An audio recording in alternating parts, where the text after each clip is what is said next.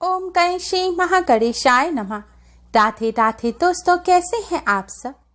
दोस्तों, आज की इस वीडियो में हम आपको अपार धन प्रदान करने वाली रविवारी महा अपरा एकादशी पर करने वाला एक बहुत ही आसान और असरकारक उपाय बताने जा रहे हैं। इस उपाय को करने से भगवान श्री हरि विष्णु के साथ ही धन की देवी माँ लक्ष्मी की कृपा प्राप्त होती है। घर में माँ लक्ष्मी का वास होता है और घर में धन धान्य के भंडार भर जाते हैं। घर से गरीबी और दरिद्रता का नाश हो जाता है। दोस्तों, ज्येष्ठ मास की कृष्ण पक्ष की एकादशी को अपरा एकादशी के नाम से जाना जाता है। इसे भद्रकाली एकादशी, जल क्रीड़ा एकादशी के साथ ही अचला एकादशी के नाम से भी जाना जाता है। यह एकादशी अपार धन और अपार पुण्य प्रदान करने वाली एकादशी है। भगवान श्री कृष्ण के कहने पर पांडवों ने भी इस एकादशी का व्रत रखा था, जिसके फलस्वरूप उन्हें महाभारत युद्ध में विजय प्राप्त हुई। भगवान श्री कृष्ण ने अपरा एकादशी के महत्व को बताते हुए कहा था कि यह एकादशी अपार पुण्य प्रदान करने के साथ ही बड़े बड़े पातकों का नाश करने वाले है। अपरा एकादशी के व्रत के प्रभाव से ब्रह्म हत्या, भूत योनि, दूसरे की निंदा, पर स्त्री गमन, झूठी गवाही देना, झूठ बोलना, झूठे शास्त्र पढ़ना या बनाना, झूठा ज्योतिषी बनना या झूठा वैद्य बनना आदि सभी पाप नष्ट हो जाते हैं। बद्रीनाथ और केदारनाथ तीर्थ के दर्शन करने, यात्रा करने से जो पुण्य प्राप्त होता है, वही पुण्य अपरा एकादशी के व्रत और पूजन से प्राप्त होता है। इस एकादशी के दिन भगवान श्री हरि विष्णु माँ लक्ष्मी की पूजा करने से सहस्त्रों गौदान के बराबर पुण्य फल प्राप्त होता है। इस बार अपरा एकादशी का व्रत 6 जून को रखा जाएगा और व्रत का पारण 7 जून को किया जाएगा। व्रत पारण करने का शुभ मुहूर्त है 7 जून को सुबह 6 बजे से सुबह 8:10 तक। दोस्तों, ध्यान रखें, द्वादशी तिथि समाप्त होने से पहले एकादशी व्रत का पारण अवश्य कर लेना चाहिए, यानी कि व्रत को खोल लेना चाहिए, तभी व्रत का पुण्य फल प्राप्त होता है।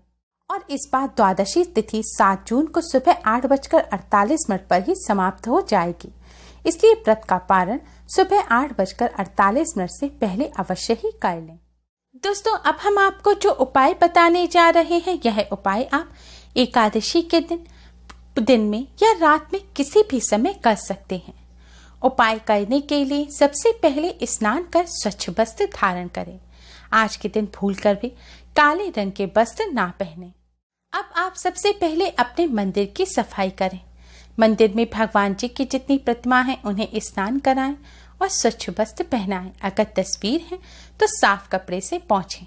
आज के दिन भगवान श्री हरि विष्णु का दक्षिणावर्ती शंख से अभिषेक करने से घर में सुख समृद्धि आती है। अगर आपके यहाँ शंख है तो आप इस शंख से भगवान श्री हरि विष्णु का अभिषेक अवश्य करें। अब आप भगवान विष्णु माँ लक्ष्मी जी के सामने एक शुद्ध घी का दिया जलाएं और एक सुगंधित धूप बत्ती जलाएं। शुद्ध घी ना हो तो आप जिस भी घी का दिया अपने मंदिर में जलाते हैं तो आप उस घी का दिया मंदिर में जलाएं। ये तो दोस्तों आप सभी जानते होंगे कि एकादशी के दिन चावल नहीं खाने चाहिए, चावल का प्रयोग नहीं करना चाहिए, लेकिन यह भी ध्यान रखें पूजा में भी आज के दिन चावल का इस्तेमाल भूलकर भी ना करें। अब आप सबसे पहले भगवान श्री गणेश को प्रणाम करें, फिर भगवान विष्णु माँ लक्ष्मी जी को प्रणाम करें और भगवान जी को हल्दी कुमकुम से तिलक करें। तिलक करने के पश्चात आप भगवान विष्णु माँ लक्ष्मी जी को किसी फल मिष्ठान का भोग लगाएं। हो सके तो ऋतु फल यानी कि जो मौसमी फल है आप उनका भगवान जी को भोग लगाएं, नहीं तो कम से कम शक्कर का भोग अवश्य ही लगाएं। भोग लगाने के बाद अब दोस्तों आप एक मोर पंख लें। जी हाँ दोस्तों, मोर पंख भगवान श्री कृष्ण को अति प्रिय है, ये तो हम सभी जानते ही हैं, लेकिन मोर पंख का हमारे धर्मशास्त्रों में काफी अधिक महत्व बताया गया है। मोर पंख में सभी देवी देवताओं और नवग्रहों का वास होता है। मोर पंख बहुत से देवताओं का प्रिय आभूषण है। भगवान कृष्ण, माता सरस्वती, माता लक्ष्मी, इंद्रदेव, शिव पुत्र कार्तिकेय तथा भगवान श्री गणेश सभी को मोरपंख किसी न किसी रूप में अवश्य ही प्रिय है।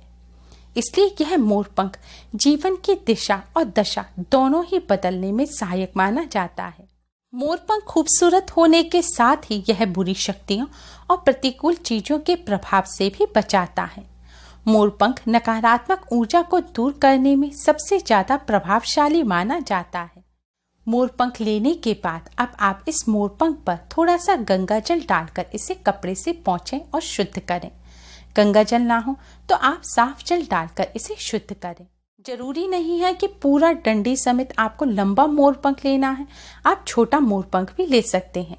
लेकिन जो मोरपंख का ऊपर का हिस्सा होता है जिसमें आंख जैसी बनी होती है वह आपको पूरा साबुत ही लेना है, चाहे लंबाई आप उसकी अपनी इच्छानुसार ले लें।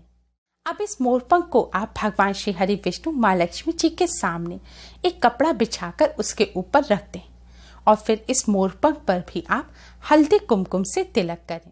मोरपंख रखने के बाद अब आप भगवान विष्णु जी के अवतार भगवान श्री कृष्ण के इस मंत्र का 108 बार जाप करें। मंत्र इस प्रकार है, कृष्ण कृष्णाय नमः, कृष्ण कृष्णाय नमः। दोस्तों इस मंत्र का आपको 108 बार जाप करना है।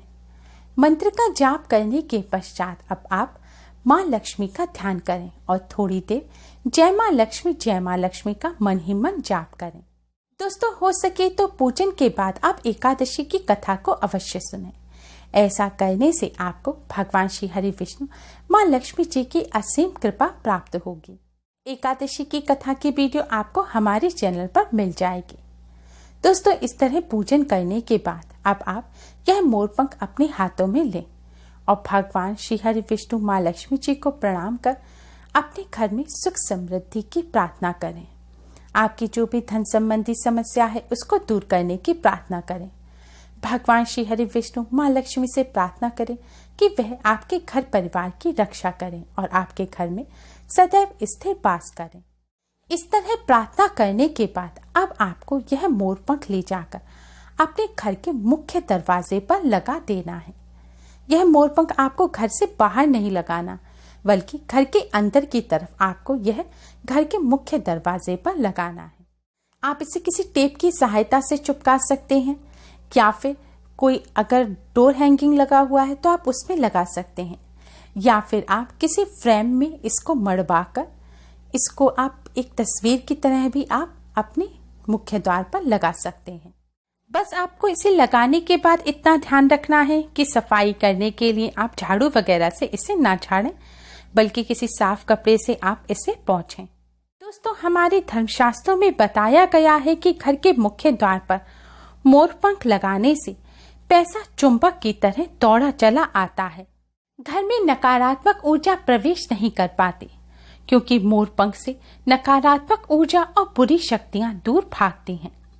मोरपंख को मुख्य द्वार पर लगाने से और जिस घर में नकारात्मक ऊर्जा बुरी शक्तियों का प्रवेश नहीं होता उस घर में सुख शांति बनी रहती है, और जिस घर में सुख शांति होती है वहां माँ लक्ष्मी का वास होता है।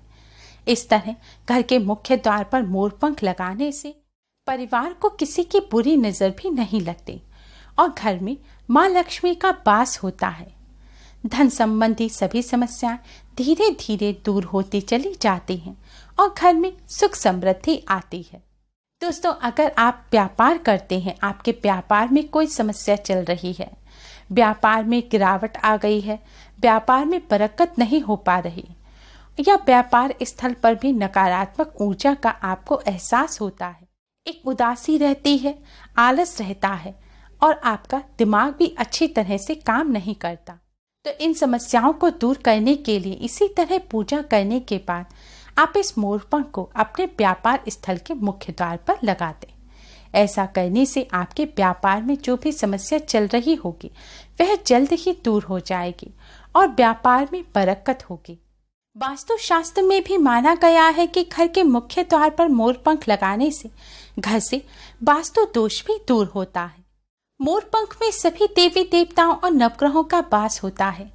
इस तरह पूजा किया हुआ मोरपंख लगाने से देवी देवताओं और नवग्रहों का आशीर्वाद भी घर और दुकान पर बना रहता है। दोस्तों एकादशी के पावन पर्व पर इस आसान से उपाय को कर इससे लाभ अवश्य ही प्राप्त करें। उम्मीद है आपको हमारी ये वीडियो पसंद आई होगी। प्लीज़ लाइक करें, हमारे इस वीडियो को अपने फ्रेंड्स और रिश्तेदारों में ज़्यादा से ज़्यादा शेयर करें, जिससे वह भी इसका लाभ उठा सकें। हमारी और भी वीडियोस के लिए हमारे चैनल को सब्सक्राइब करना ना भूलें। Thanks for watching. Radhe Radhe.